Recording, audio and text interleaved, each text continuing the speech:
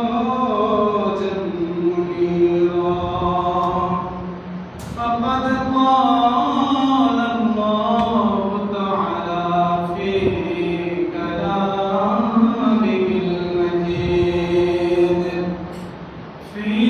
كلامه المجيد والفرقانه الحميد فأعوذ بالله من الشيطان الرجيم بسم الله الرحمن الرحيم يا أيها الذين آمنوا اذكروا الله ذكرا كثيرا وسبحوه بكرة وأصيلا صدق الله العظيم وصدق رسوله النبي الحبيب الكريم في شان حبيبه ومحبوبه ومعشوقه مخبرا وآمرا إن الله وملائكته يصلون على النبي يا أيها الذين آمنوا صلوا عليه وسلموا تسليما اللهم صل على سيدنا مولانا محمد وعلى آل سيدنا مولانا محمد اللهم صل على سيدنا مولانا محمد وعلى آل سيدنا مولانا محمد तेरे नस्ले बाग में है मचा बचा नूर का तू है आईने नूर तेरा सब घराना नूर का अल्लाहुम्मा सल्ली अला सय्यिदिना मौलाना मुहम्मद वअला आलि सय्यिदिना मौलाना मुहम्मद अल्लाह তুমি দয়া করো নসিব করো মদিনায় নূরে নবীকে না দেখায়া কবর দেশে নিও না আল্লাহুম্মা সাল্লি আলা সাইয়্যিদিনা مولانا محمد وعلى آل سيدنا مولانا محمد মানুষ কই যায় রে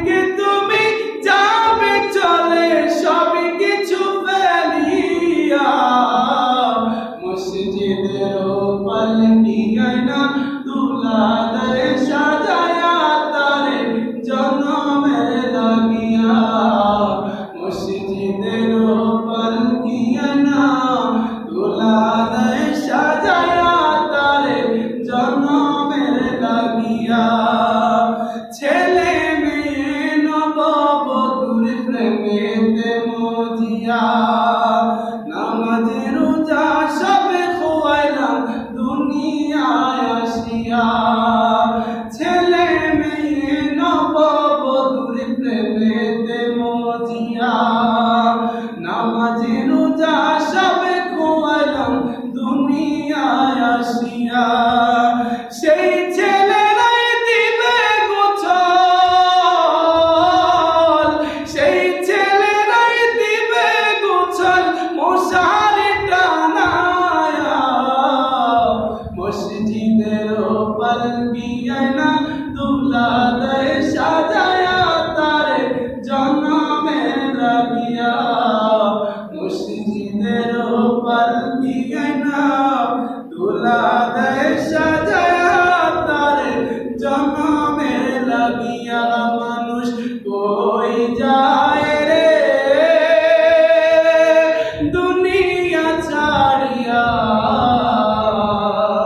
মসজিদের পালকি গয়না তুলা দে সাজায়া তারে জনমে লাগিয়া। আলহামদুলিল্লাহ ওয়াসসালাতু ওয়াসসালামু আলা রাসূলিল্লাহ। আল্লাহ রাব্বুল আলামিনের দরবারে শুকরিয়া জ্ঞাপন করছি যে মহান রব্বুল আলামিন আমাদেরকে আজকে পবিত্র জুমাবার, আজকে পবিত্র শাবান মাসের তৃতীয় জুমায় মসজিদে আসার বসার সুযোগ করে দিয়েছেন। সে মহান রব্বুল ইজ্জাতুল কারীমের দরবারে সবাই অন্তরস্থল থেকে পড়ি আলহামদুলিল্লাহ।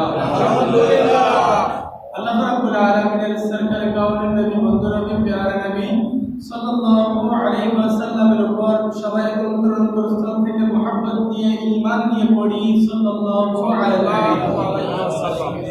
আজকের আলোচ্য বিষয় হচ্ছে আল্লাহর জিকির। সামনেই মাহে রমজান আসতেছে, যত বেশি আল্লাহর ইবাদত বন্দেগী করবেন ততই মঙ্গল, ততই সওয়াব। এই শাবান মাস আমরা অতীতেই বলেছি, শাবান মাস বান্দার গুনাহ মোচনকারী মাস, আর রমজান মাস বান্দাকে পুরস্কৃত করার মাস, বান্দাকে পবিত্রতা ঘোষণার মাস।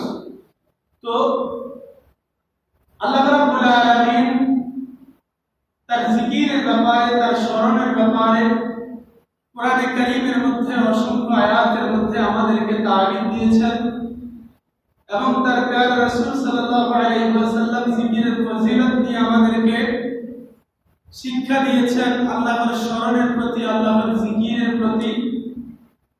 যে ব্যক্তি জিকির করে আর যে ব্যক্তি জিকির করে না, আল্লাহর নবী মেসাল দিচ্ছেন তারা হচ্ছে মৃত এবং জীবিতর ন্যায়।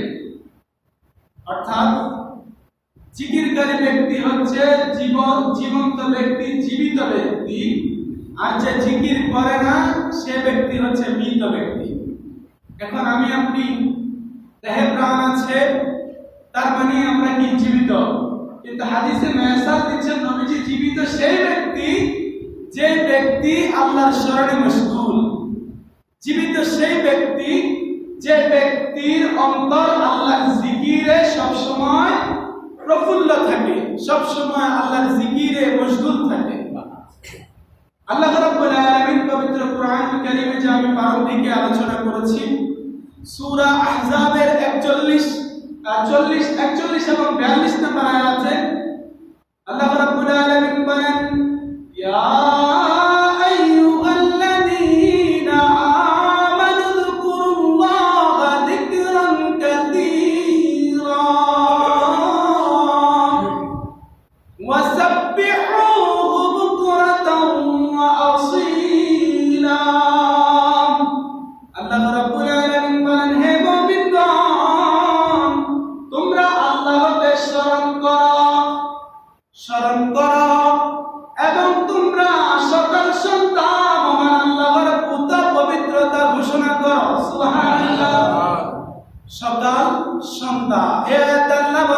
তোমরা আল্লাহকে স্মরণ করো, আল্লাহর জিকির করো এবং তোমরা সকাল সন্ধ্যা আল্লাহর পবিত্রতা ঘোষণা করো। এজন্য আমরা সকাল এবং সন্ধ্যা আল্লাহর জিকির করি। সারাক্ষণ যদি আল্লাহর জিকিরটা আল্লাহ বান্দাকে বাধ্যতামূলক করে দিতেন, তাহলে বান্দা নিজে উপার্জন করবে কখন? নিজে উপার্জন করে নিজে বেঁচে থাকার জন্য তো উপার্জন করা লাগবে, খাদ্য খাওয়া লাগবে। সেটাও সুযোগ আল্লাহ করে দিয়েছেন। আল্লাহ বলেন তোমরা ওয়াসাব্বিহুহু বুকরাতাম ওয়া আসীলা, তোমরা সকাল সন্ধ্যা আল্লাহর পবিত্রতার ঘোষণা করো, ফজর এবং মাগরিব। এজন্যই আল্লাহ রাব্বুল আলামিনের এই নির্দেশ অনুযায়ী আমাদের রাসূল আমাদেরকে ওজিফা দিয়েছেন সকাল সন্ধ্যা তোমরা এই জিকিরটা যতবার করো। সুবহানাল্লাহ। সকাল এবং সন্ধ্যা, ফজর এবং মাগরিব তোমরা বেশি বেশি আল্লাহর স্মরণ করো, আল্লাহর জিকির করো, আল্লাহর পবিত্রতা ঘোষণা করো। সুবহানাল্লাহ। অতঃপর আল্লাহ রাব্বুল আলামিন সূরা নিসা 103 নম্বর আয়াতের মধ্যে আল্লাহ বলেন ফাইদা কাদাইতুমুস সালাতা ফাযকুরুল্লাহা কিয়ামান ওয়া কুউদান ওয়া আলা জুনুবিকুম। আল্লাহ রাব্বুল আলামিন বলেন অতঃপর যখন তোমরা নামাজ সমাপ্ত করে ফেলবে, গভীর মনোযোগ, আল্লাহ বলেন যখন তোমরা নামাজ পড়ে সমাপ্ত করে ফেলবে, নামাজকে পড়ে ফেলবে, সমাপ্ত করে ফেলবে, অতঃপর তোমরা তখন দণ্ডায়মান হও, উপবিষ্ট হও, অথবা তোমরা শাহিদ অবস্থায় আল্লাহর জিকির করো। সুবহানাল্লাহ। আল্লাহ বলছেন ফাইদা কাদাইতুমুস সালাতা ফাযকুরুল্লাহা কিয়ামান ওয়া কুউদান ওয়া আলা জুনুবিকুম। তোমরা অতঃপর যখন তোমরা কি করবা, নামাজ সমাপ্ত করে ফেলবা, তখন তোমরা দাঁড়ায়া বৈশা শাহিদ অবস্থায় আল্লাহর জিকির করো। সুবহানাল্লাহ। এখন নামাজের পর আমরা দাঁড়ায়া নবীজিকে সালাম দেই, তার মধ্যে আল্লাহর স্মরণ আছে না নাই? নবীজির স্মরণে আল্লাহর স্মরণ। মাইয়ুতি'র রাসূলা ফাকাদ আতা আল্লাহ, যে আমার রাসূলের ইত্তেবা করলো, অনুসরণ করলো, ইতাআত করলো, সে যেন আমি আল্লাহরই গোলামি করলো, অনুসরণ করলো, ইতাআত করলো। তাহলে আল্লাহ এখানের মধ্যে বলে নাই তোমরা শুধু শুয়া শুয়া আমি আল্লাহর জিকির করো, তোমরা শুধু পয়সা পয়সা আমি আল্লাহর জিকির করো। আল্লাহ শুরুতেই বললেন নামাজ যখন পড়ে ফেলবা, অথবা আল্লাহ রাব্বুল আলামিনের স্মরণে তোমরা দাঁড়ায়া পয়সা শুয়া আল্লাহর স্মরণে তোমরা জিকির করো। কে বলছেন? আল্লাহ বলছেন। অন্যত্র আয়াতের মধ্যে আল্লাহ রাব্বুল আলামিন ঘোষণা করেন ইন্নামাল মুমিনুনা আল্লাযীনা ইযা যুকিরাল্লাহু ওয়াজিলাত কুলুবুহুম ওয়া ইযা তুলিয়াত আলাইহিম আয়াতুহু যাদাতহুম ঈমানান ওয়া আলা রাব্বিহিম ইয়াতাওয়াক্কালুন। আল্লাহ রাব্বুল আলামিন সূরা আনফালের 2 নম্বর আয়াতের মধ্যে ঘোষণা করেন যারা ঈমানদার তারা এমন লোক যে যখন আল্লাহ রাব্বুল আলামিনের জিকির করা হয়, অর্থাৎ যারা ঈমানদার, তখন তারা এমন লোক যে যখন আল্লাহ রাব্বুল আলামিনের ইবাদতে জিকির করা হয় তখন তাদের অন্তর ভীত হয়ে যায়। সুবহানাল্লাহ। অর্থাৎ ঈমানদার যারা, তারা আল্লাহর জিকির দেখলে অথবা আল্লাহর জিকির শুনলে, আল্লাহর জিকিরের মজলিস দেখলে তাদের অন্তরটা ভীত হয়ে যায়, তাদের অন্তরটা তাকওয়ায় পরিপূর্ণ হয়ে যায়, তাদের অন্তরটা নরম হয়ে যায়। কার স্মরণে? আল্লাহর স্মরণে। আল্লাহ রাব্বুল আলামিন নিজেই বলেন ঈমানদার যারা, তাদের সামনে আল্লাহ রাব্বুল আলামিনের স্মরণ হলে তাদের অন্তরটা নরম হয়ে যায়। অতঃপর এবং তাদের সামনে যখন আল্লাহ রাব্বুল আলামিনের আয়াত পাঠ করা হয় তখন তাদের ঈমান বৃদ্ধি পায়। সুবহানাল্লাহ। তাহলে জিকির দেখলে ঈমানদারের অন্তরটা নরম হয়ে যায়, আর যখন আয়াত পাঠ করা হয় তখন তাদের ঈমানটা বৃদ্ধি পায়। সুবহানাল্লাহ। তাহলে ঈমানদারের ঈমান বৃদ্ধি পায় আল্লাহর কোরআনের কালামের আয়াত পাঠ করলে, আল্লাহর জিকির করলে, কথা বলেন ঠিক কিনা? আল্লাহ বলেন ঈমানদারে আমি আল্লাহর স্মরণে অন্তর নরম হয়, এবং আমি আল্লাহ জিকির দেখলে, আমি আল্লাহর আয়াত পাঠ করলে তাদের সামনে তাদের ঈমানটা বৃদ্ধি পায় এবং তারা স্বীয় প্রভুর উপর ভরসা করে। সুবহানাল্লাহ। আমরা ভরসা করি কার উপর? আল্লাহর উপর। আমাদের সমস্ত বিপদে আপদে, সুখে দুঃখে আমরা যিনাকে স্মরণ করি তিনি কে? জবানটা ছেড়ে বলে তিনি কে? আল্লাহ। সে আল্লাহ রাব্বুল আলামিনের জিকির করার দরকার আছে না নাই? জিকির করলে আল্লাহ রাব্বুল আলামিন বলেন ফাযকুরুনি আযকুরকুম ওয়াশকুরলি ওয়ালা তাকফুরুন। আল্লাহ রাব্বুল আলামিন সূরা বাকারার মধ্যে আল্লাহ রাব্বুল আলামিন বলেন ফাযকুরুনি আযকুরকুম, হে বান্দারা তোমরা আমি আল্লাহকে স্মরণ করো, আমি আল্লাহকে ডাকো, আমি তোমাদের ডাকে সাড়া দিব। সুবহানাল্লাহ। আল্লাহর সাড়াটা কেমন? আল্লাহ বলেন আমার সাড়াটা হচ্ছে আমি আল্লাহ তোমাদের প্রতি দয়া করব। সুবহানাল্লাহ বলতেন না? আল্লাহ বলেন ফাযকুরুনি আযকুরকুম, তোমরা আমি রবকে ডাকো, আমি মাওলাকে ডাকো, আমি প্রভুকে ডাকো। তোমরা যখন আমি মাওলাকে ডাকবা আমি তোমাদের ডাকে সাড়া দিব। অর্থাৎ আপনার বিপদে আপদে সুখে দুঃখে মাওলা আপনার ডাকে সাড়া দিবে। অর্থাৎ আপনাকে আল্লাহ হেফাজত করবেন, আপনার প্রতি রহমত বর্ষণ করবেন, আপনার প্রতি আল্লাহ দয়া করবেন। সুবহানাল্লাহ। এটাই আল্লাহর স্মরণ। বলতে পারেন হুজুর আল্লাহ আমারে কেমনে স্মরণ করবে? এছাড়াও হাদিসে পাকের মধ্যে নবী বলেন যে ব্যক্তি আল্লাহকে মনে মনে স্মরণ করে, কিভাবে? মনে মনে যখন আল্লাহকে স্মরণ করে, আমার নবী কামলিওয়ালা নবী বলেন ও আল্লাহর প্রতি আল্লাহ রাব্বুল আলামিন কুদরতি অন্তরে স্মরণ করেন। সুবহানাল্লাহ। আল্লাহ আবার কুদরতি চুপে চুপে ওই অন্তরে আপনাকে স্মরণ করে। অর্থাৎ আপনাকে আল্লাহ বিপদ আপদে আল্লাহ আপনাকে হেফাজত করেন, আল্লাহ আপনাকে বিপদ আপদে আপনাকে রক্ষা করে। আল্লাহ বুঝান এ বান্দা তুমি আমাকে স্মরণ করেছো, আমিও তোমাকে বিপদ থেকে উদ্ধার করে দিলাম। সুবহানাল্লাহ। বিপদে পড়লে আল্লাহকে ডাকেন না? কথা বলেন কাকে ডাকেন? আল্লাহকে ডাকেন না? তো সেই আল্লাহ আমার বিপদ থেকে উদ্ধার করে দেন। আল্লাহ যদি আপনাকে আমাকে স্মরণ না করতেন তাহলে আমি আপনি বিপদ থেকে কিভাবে উদ্ধারিত হই? কারণ আল্লাহ তো আপনাকে স্মরণ করছেন, আর স্মরণ করছেন বিদায় আল্লাহ আপনার বিপদ থেকে আপনাকে মুক্তি দিচ্ছেন। তাহলে আল্লাহ আমাদেরকে কি করেন? রহম করেন। অর্থাৎ আল্লাহর স্মরণ বলতে আল্লাহ রহমত, আল্লাহর রহম বলেন সুবহানাল্লাহ। তো নবী বলেন যখন কোন বান্দা আল্লাহকে উচ্চ স্বরে ডাকে, উচ্চ আওয়াজে ডাকে, আল্লাহ তাকে উত্তম অবস্থায় ওই ব্যক্তিকে স্মরণ করে। এখন কোন মজলিসের মধ্যে যখন আল্লাহকে ডাকা হয়, এখন আমি যদি এখানে জিকির করা শুরু করি আপনারা কি জিকির করবেন না? আল্লাহ বলেন যখন আমার কোন বান্দা আমাকে মজলিসে স্মরণ করে, যখন আমি মাওলাকে, যখন আমার কোন বান্দা আমাকে উচ্চ আওয়াজে স্মরণ করে, আমি আল্লাহ তাকে উত্তম একটা মজলিসে উত্তম ভাবে আমি আল্লাহ তাকে স্মরণ করি। আল্লাহর উত্তম অবস্থাটা কেমন হতে পারে? অবশ্যই অবশ্যই সেটা স্পেশাল।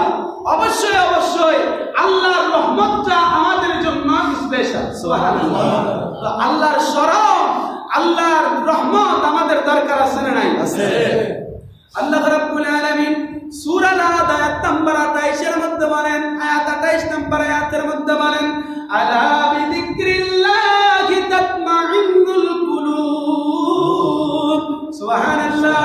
আলা বিযিকরিল্লাহি তাতমাইন্নুল কুলুব। আল্লাহ রাব্বুল আলামিন বলেন জেনে রাখো আল্লাহ রাব্বুল আলামিনের স্মরণে আত্মার প্রশান্তি লাভ করে। আল্লাহর স্মরণ করলে আত্মার প্রশান্তি হয়, আত্মা প্রশান্তি লাভ করে। কার স্মরণে? আল্লাহর স্মরণে আত্মা প্রশান্তি লাভ করে। যখন এই সুন্দর ভূমি আকাশ ছিল না, যখন চন্দ্র সূর্য তারকা ছিল না,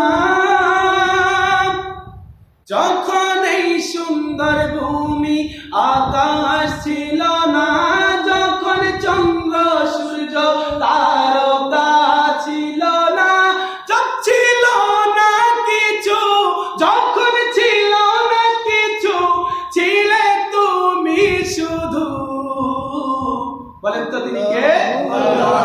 আল্লাহু আল্লাহু আল্লাহু আল্লাহু আল্লাহু আল্লাহু আল্লাহু আল্লাহু আল্লাহু আল্লাহু আল্লাহু আল্লাহু। যখন এই সুন্দর ভূমি আকাশ ছিল না, যখন চন্দ্র সূর্য তারকা ছিল না, যখন ছিল না কিছু, যখন ছিল না কিছু, ছিলে তুমি শুধু। আল্লাহু আল্লাহু আল্লাহু আল্লাহু আল্লাহু আল্লাহু আল্লাহু আল্লাহু আল্লাহু আল্লাহু আল্লাহু। আল্লাহর জিকির করার পরেও অনেকের জবান বন্ধ। আল্লাহর জিকির, এটা কার জিকির? আল্লাহ। আল্লাহকে ডাকছেন, নিম্ন সুরে ডাকেন, উচ্চ সুরে ডাকেন, উভয় অবস্থায় কি আছে? জায়েজ আছে। আল্লাহ আপনারা ডাকি কি করবেন? সাড়া দিবেন। এই যে বললাম একটু পূর্বে, আলা বিযিকরিল্লাহি তাতমাইন্নুল কুলুব। আপনার আত্মা অশান্ত হয়ে আছে, আপনার এই অন্তর অশান্ত হয়ে আছে, আপনি আল্লাহর জিকির করেন, আল্লাহ রাব্বুল আলামিন আপনার এই আত্মার মধ্যে প্রশান্তি দান করবেন। সুবহানাল্লাহ। কে বলেন? কে বলেন? আল্লাহ নিজেই বলেন সূরা রাদ 28 নম্বর আয়াতের মধ্যে। অতঃপর আমার প্রিয় রাসূল সাল্লাল্লাহু আলাইহি ওয়াসাল্লাম জিকিরকারী ব্যক্তিদের ব্যাপারে বলছেন, মাসালুল্লাযী ইয়াযকুরু রাব্বাহু ওয়াল্লাযী লা ইয়াযকুরু রাব্বাহু। যে ব্যক্তি আল্লাহর জিকির করে না, ওই ব্যক্তির ব্যাপারে আল্লাহর নবী বলেন, যে ব্যক্তি আল্লাহর জিকির করে না এবং যে ব্যক্তি আল্লাহর জিকির করে, আল্লাহর নবী বলেন মাসালুল হাইয়্যি ওয়াল মাইয়্যিতি। অর্থাৎ ওই ব্যক্তি মৃত ব্যক্তির ন্যায়, যে জিকির করে ওই ব্যক্তি জিন্দা, আর যে ব্যক্তি জিকির করে না ওই ব্যক্তি হচ্ছে মৃত ব্যক্তির ন্যায়। কথা বুঝতে পারছেন? মৃত ব্যক্তি কোন আওয়াজ করতে পারে না, কোন কথা বলতে পারে না, তার অন্তর বা তার মুখ, তার জবান, তার অঙ্গ, তার পতঙ্গ কোনো কিছু কি কথা বলতে পারে না। তাহলে আল্লাহর নবী বলেন, যে জিকির করে না ওই ব্যক্তি হচ্ছে মৃত ব্যক্তির ন্যায়, তার মধ্যে কোনো সারা শব্দ নাই, তার মধ্যে কোনো রেসপন্স নাই, তার মধ্যে কোনো নড়াচড়া নাই। আর যে জিকির করে ওই ব্যক্তি হচ্ছে প্রকৃত জিন্দা। তাহলে আমরা কি জিন্দা না মুর্দা? জিন্দা। আমরা জিন্দা না মুর্দা? যারা জিকির করে তারা জিন্দা, আর যারা জিকির করে না তারা মুর্দা। জিকির দ্বারা শয়তান দুর্বৃত্ত হয়। অনেকেই বলে হুজুর শয়তানে নাড়াচাড়া দেয়, শয়তান ধোঁকা দেয়, শয়তান ডিস্টার্ব করে। বলে কি বলে না? শয়তান আমাদেরকে ধোঁকা দেয় কি দেয় না? এই শয়তান তাড়ানোর মন্ত্র হচ্ছে জিকির। সুবহানাল্লাহ। শয়তান তাড়ানোর মন্ত্র কি? জিকির। যেমন আল্লাহর নবী প্যারা নবী বলেন, শাইতানু জাসিমুন আলা কলবি বনি আদম। আশ-শাইতানু জাসিমুন আলা কলবি বনি আদম। শয়তান মানব জাতির অর্থাৎ শয়তান আদম সন্তানের কলবের মধ্যে হাঁটু গেড়ে বসে থাকে। কি গেড়ে? হাঁটু গেড়ে শয়তান মানুষের কলবের মধ্যে, আদম সন্তানের কলবের মধ্যে বসে থাকে। এখন শয়তানে সেখানে পয়সা পয়সা আপনাকে ভালো কাজের আদেশ দিবে নাকি খারাপ কাজ করতে বলবে? জামানটা ছেড়ে বলি, শয়তান মনে হয় আপনাকে বলবে নামাজ পড়ো, শয়তান মনে হয় আপনাকে বলবে ভালো কাজ করো। শয়তান এটা কখনোই বলবে না। কথা বলেন? শয়তান এটা কখনোই বলবে না। অথচ আল্লাহর নবী বলেন, শাইতানু জাসিমুন আলা কলবি বনি আদম। শয়তান মানব জাতির কলবের মধ্যে বসে মানব জাতিকে ধোঁকা দিতে থাকে। অথবা তোমরা কিভাবে শয়তানকে তাড়াইয়া? ফাইদা যাকারাল্লাহু খানাসা। যখন সে আল্লাহর জিকির করে তখন শয়তান পালায়া যায়। সুবহানাল্লাহ। ফাইদা যাকারাল্লাহু খানাসা। আল্লাহর স্মরণ যখন করে বান্দা, আল্লাহর জিকির যখন করে, তখন শয়তান দৌড়ায়া পালায়। গত শবে বরাতের রাতে বলেছিলাম, শয়তানকে তাড়ানোর জন্য আমরা দোয়া পড়ি, আউযু বিল্লাহি মিনাশ শাইতানির পড়ি, লা হাওলা ওয়ালা কুওয়াতা ইল্লা বিল্লাহ পড়ি, এমনি করে জিকির যদি করি তাও শয়তান কি হবে? পালায়া যাবে, শয়তান দুর্বৃত্ত হয়ে যাবে। অতঃপর আল্লাহর নবী বলেন ফাইদা যাকাল্লাহু ফানাসা, যখন বান্দা আল্লাহর স্মরণ করে, আল্লাহর জিকির করে, শয়তান পালায়া যায়। সুবহানাল্লাহ, শয়তান পালায়া যায়। নবী আরো বলেন ওয়াইদা গাফালা ফাওয়াসওয়াসা, যখন বান্দারা আল্লাহর জিকির থেকে ফারিগ হয়ে যায়, গাফিল হয়ে যায়, বিরতি হয়ে যায়, অর্থাৎ আল্লাহর জিকির থেকে সরে যায়, শয়তান আবার তার এসে ধোঁকা দেয়। নাউজুবিল্লাহ। আল্লাহ রাসূল কি বলেন? আল্লাহ রাসূল বলেন ওয়াইদা গাফালা ফাওয়াসওয়াসা, যখন শয়তানকে আপনি আবার কি করেন, জিকির থেকে সরে যান, তখন শয়তানকে আসার সুযোগ করে দেন, আর শয়তান তখন আবার আসে, আইসা আমাকে আপনাকে ধোঁকা দিতে থাকে। তাহলে শয়তান তাড়াইতে হলে কি করতে হবে? বেশি বেশি আল্লাহ জিকির করতে হবে, আল্লাহর স্মরণ করতে হবে। বলেন না সুবহানাল্লাহ। আল্লাহর নবী প্যারা নবী বলেন সর্বোত্তম জিকির কি জানার দরকার আছে না নাই? আল্লাহর নবী প্যারা নবী সরকার কাউনের নবী দু জাহানের বাদশা নবী বলেন সর্বোত্তম জিকির হচ্ছে সুবহানাল্লাহি ওয়া বিহামদিহি সুবহানাল্লাহিল আযীম। এটা হচ্ছে সর্বোত্তম জিকির। বলেন সুবহানাল্লাহ। এই যে সুবহানাল্লাহ বলছেন, এটাতেও কি আছে? সওয়াব আছে। আমার আপনার মিজানের পাল্লাটা ভারী হয়ে যাচ্ছে। সুবহানাল্লাহ। এবং সর্বোত্তম জিকির সুবহানাল্লাহি ওয়া বিহামদিহি সুবহানাল্লাহিল আযীম। এই জিকিরটা হচ্ছে জান্নাতের ফল। সুবহানাল্লাহ। এটা কি? জান্নাতের ফল। আল্লাহর নবী সরকারে কাউনের নবী সাল্লাল্লাহু আলাইহি ওয়াসাল্লাম ইরশাদ করেন, এ আমার সাহাবাগণ, আমি কি তোমাদেরকে উত্তম আমলের ব্যাপারে বলবো না? আল্লাহর নবীর সাহাবাগণ বলেন ইয়া রাসূলুল্লাহ, ইয়া হাবিবাল্লাহ। জি বলেন। আল্লাহর নবী বলেন তোমাদেরকে আমি নবী উপদেশ দিচ্ছি, আল্লাহ রাব্বুল আলামিনের স্মরণে হচ্ছে সর্বোত্তম জিকির, এবং আল্লাহ রাব্বুল আলামিনের স্মরণে হচ্ছে সর্বোত্তম আমল।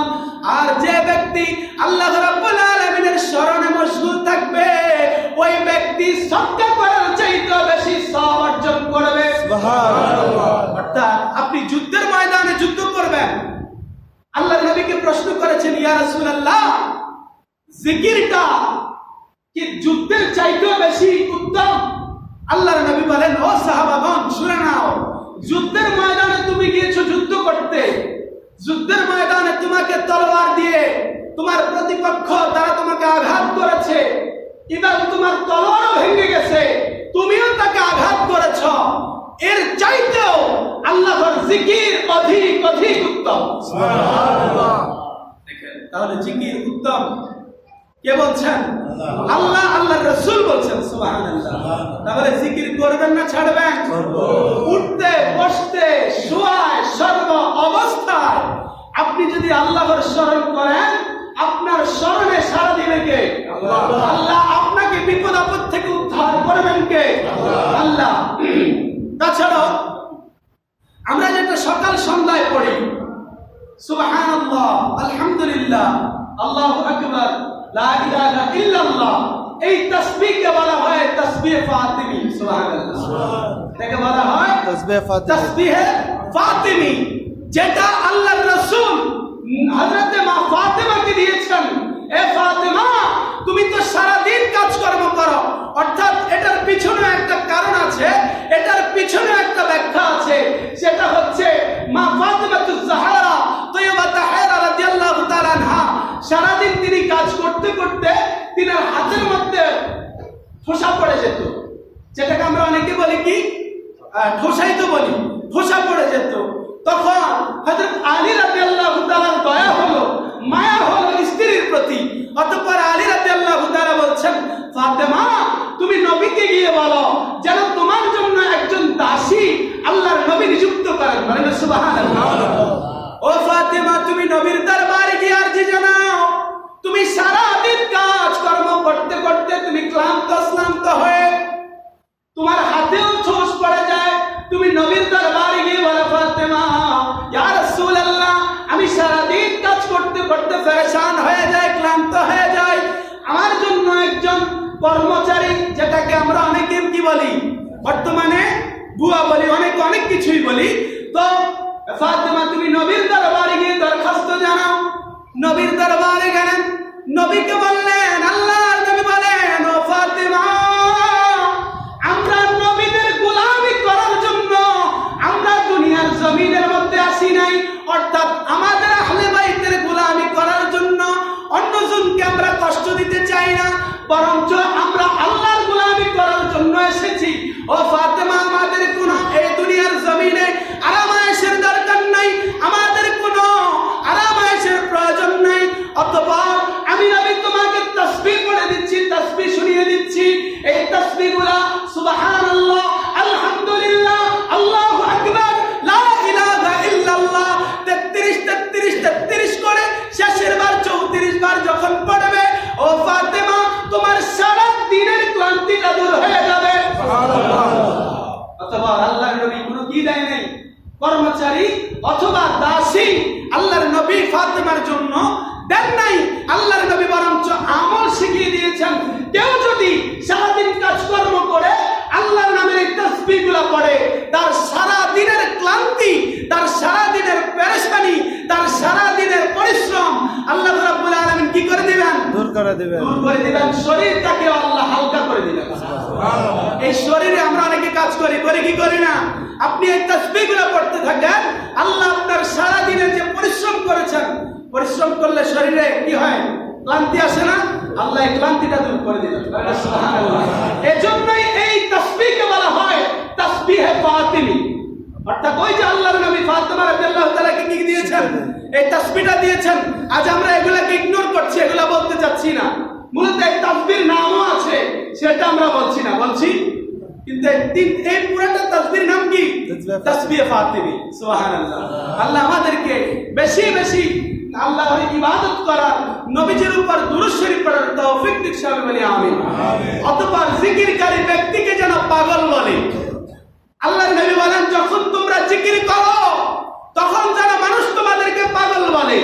হযরত আবু সাঈদ খুদরি রাদিয়াল্লাহু তাআলা থেকে হাদিস বর্ণিত, যেমন আল্লাহর নবী বলেন, ওয়া আন আবি সাঈদ আল খুদরি আন্না রাসূলুল্লাহ সাল্লাল্লাহু আলাইহি ওয়াসাল্লাম ক্বালা আকসিরু যিকরাল্লাহি হাত্তা ইয়াকুলু মাজনুন। সুবহানাল্লাহ।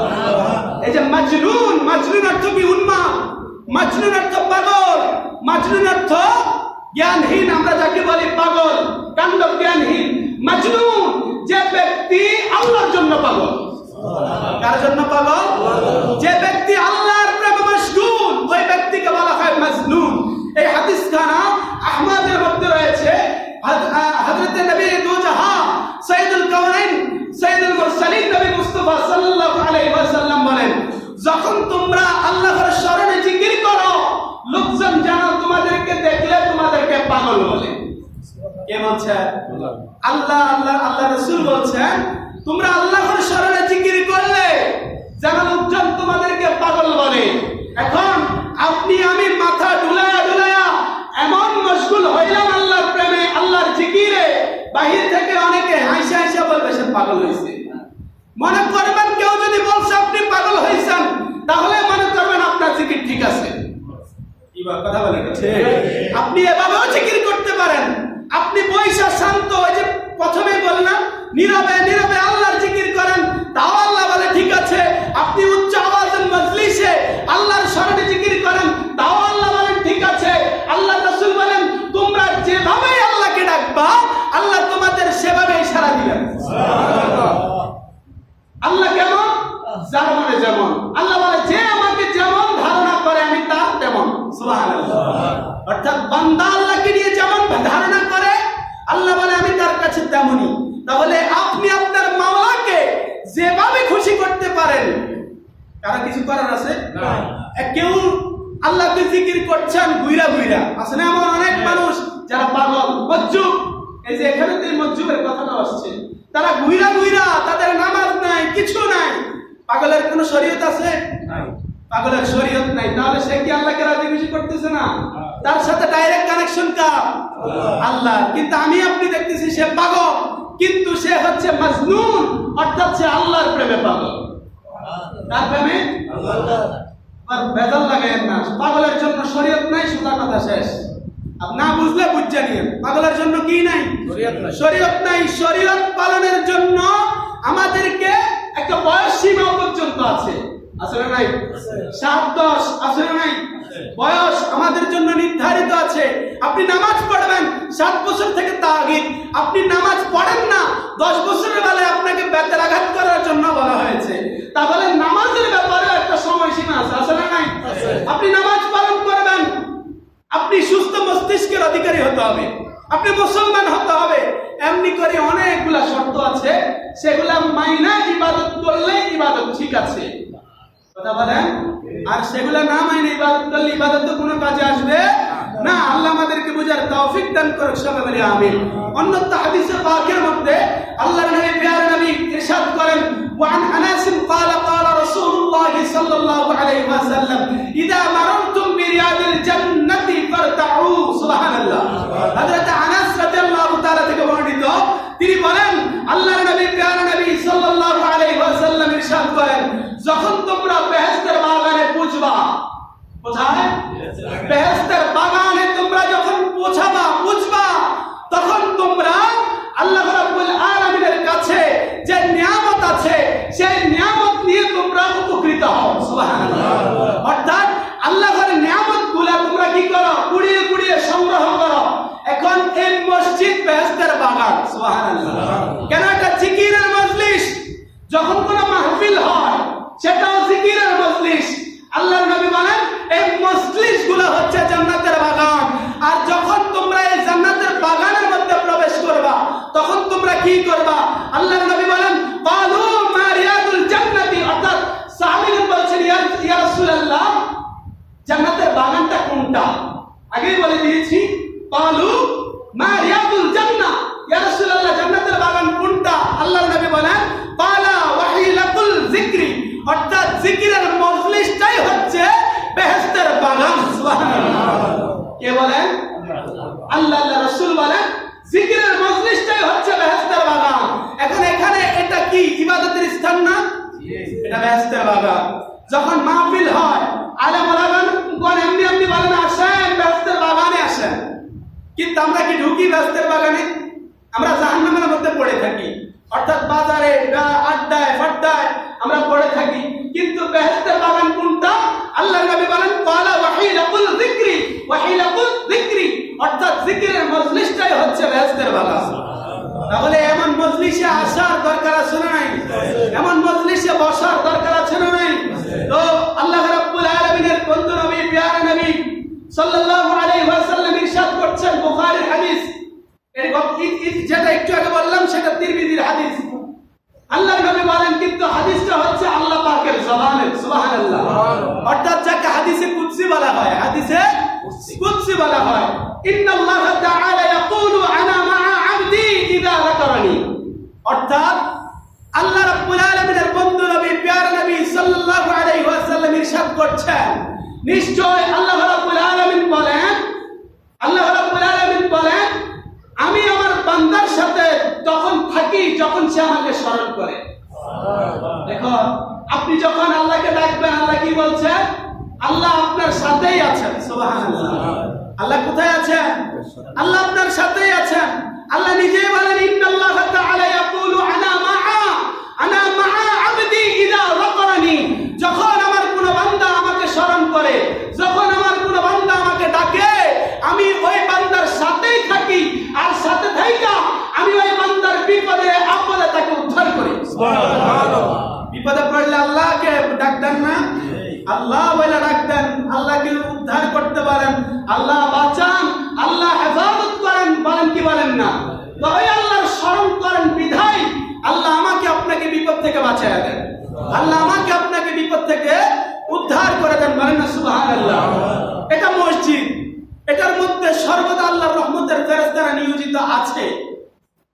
তারপরেও বুখারী শরীফের 2য় খণ্ডের মধ্যে আল্লাহর নবী প্রিয় নবী সাল্লাল্লাহু আলাইহি ওয়াসাল্লাম হাদিস ইরশাদ করেন, 5966 নম্বর হাদিসে আল্লাহর নবী বলেন, যখন কোন মজলিসে বান্দা আল্লাহর স্মরণ করে, এই মজলিসে আল্লাহকে স্মরণ করছি না আমরা, এটা মসজিদ, রহমতের ফেরেশতা নিয়োজিত আছে।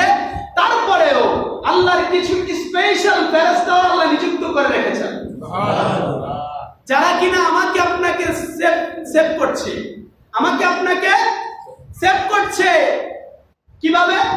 যখন কোন বান্দা আল্লাহর জিকির করে, জিকিরের মজলিসে উপস্থিত থাকে, আল্লাহ রাব্বুল আলামিনের কিছু ফেরেশতারা তারা ঘুরে ঘুরে দেখে অতঃপর যখন দেখে কেউ জিকিরের মজলিসে আছে, যখন কেউ দেখে আল্লাহর ইবাদত করতেছে, আল্লাহর রিয়াজত সাধনা করতেছে, তখন এক ফেরেশতা আরেক ফেরেশতাকে ডেকে বলে, এই আল্লাহ তোমাকে আমাকে আমাদেরকে কি জন্য নিযুক্ত করেছে?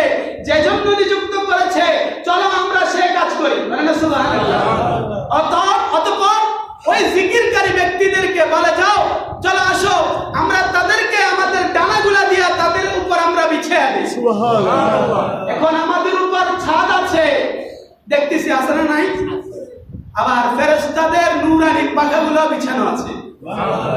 অতঃপর আল্লাহ রাব্বুল আলামিন জাননেওয়ালা, আল্লাহ রাব্বুল আলামিন সমস্ত কিছুই জানেন। তারপর ফেরেশতাদেরকে ডাক দিয়ে বলে, হে ফেরেশতারা, তোমরা এভাবে আমার বান্দাদেরকে ঢেকে রেখেছো কেন? আল্লাহ জানে কি জানে না? আল্লাহ পাক জাল্লে জালাল সবকিছুই জানেন।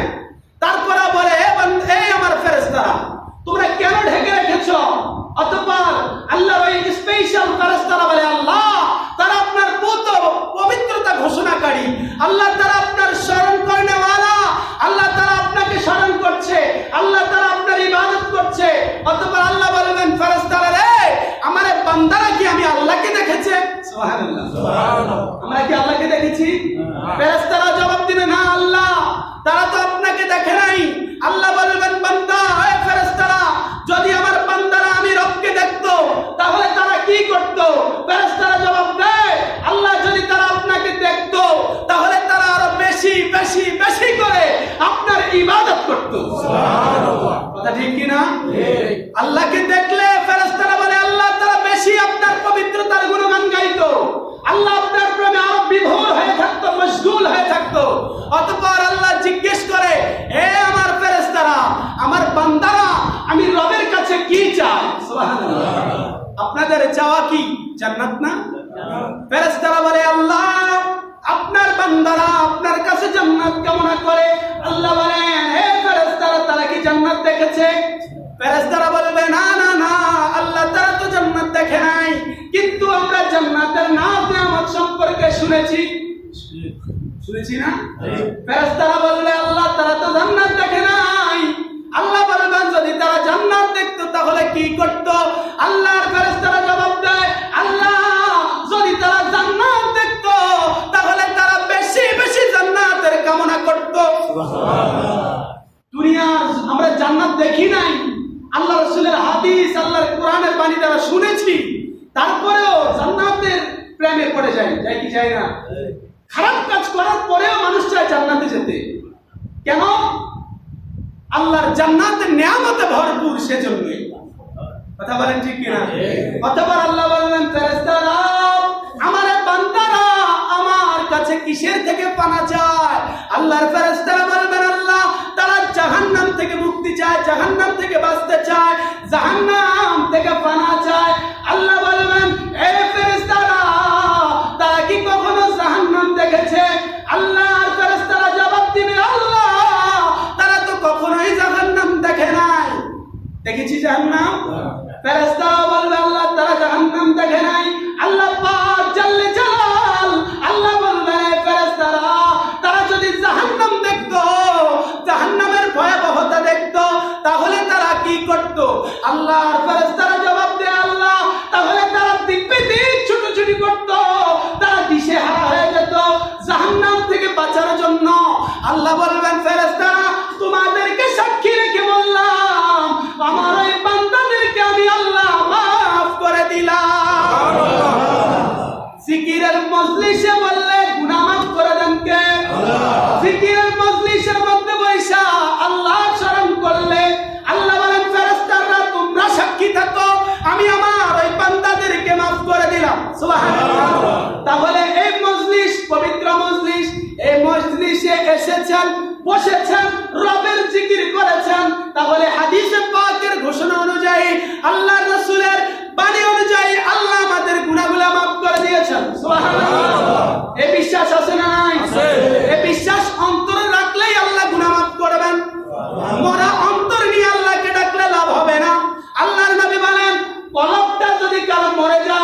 ময়লা হয়ে যায়, তারা যেন আল্লাহর জিকির করে। আল্লাহর জিকির করলে আল্লাহর জিকিরের ঘষায় ঘষায়, আল্লাহর জিকিরের ঘর্ষণে ঘর্ষণে ওই বান্দার কলব পরিষ্কার হয়ে যায়। সুবহানাল্লাহ। অতঃপর হাদিসে আল্লাহ রাসূল বলেন, এক ফেরেশতা উঠে বলে, আল্লাহ, জিকিরের মজলিসে অনেকে অনেক কাজে, অনেক জরুরতে যায়, অনেক কাজে যায়। আল্লাহ বলেন, ফেরেশতারা তোমরা সাক্ষী, তোমরা সাক্ষী থাকো, আমি আল্লাহ তাদেরকেও মাফ করে দিলাম। সুবহানাল্লাহ। তাহলে বেশি বেশি স্মরণ করব কার? আল্লাহ। বেশি বেশি জিকির করব কার? আল্লাহ। বেশি বেশি নবীর উপর দুরূদ শরীফ পড়ব। আল্লাহ আমাদেরকে নেক আমল করার তৌফিক দান করুক। সবাই বলে আমিন। ওয়া আখিরু দাওয়ানা আলহামদুলিল্লাহ।